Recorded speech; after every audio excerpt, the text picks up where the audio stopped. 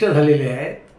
मुळात हिंदुहृदय सम्राट बाळासाहेब ठाकरे यांची आपण चिरंजीव सांगतात आणि काँग्रेसच्या मांडीवर जाऊन बसतात.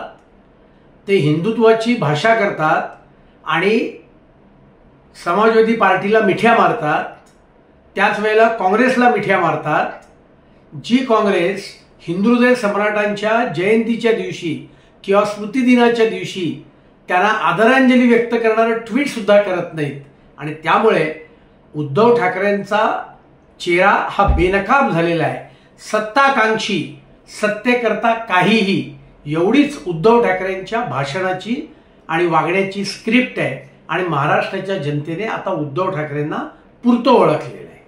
सर, दुसरा असा प्रश्न आहे की त्यांनी केंद्रीय गृहमंत्री अमित शहा यांच्यावर देखील टीका केली आहे. मी आजपासून अमित शहाला अमजाद शहा अब्दाली म्हणणार असं ते म्हणतात.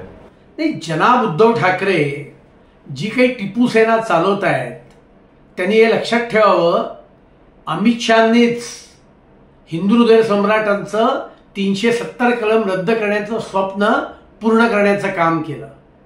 याच अमित शहानी सीएचा कायदा हा देशात लागू केला. उद्धव ठाकरे आणि काँग्रेसचा सीएला विरोध का?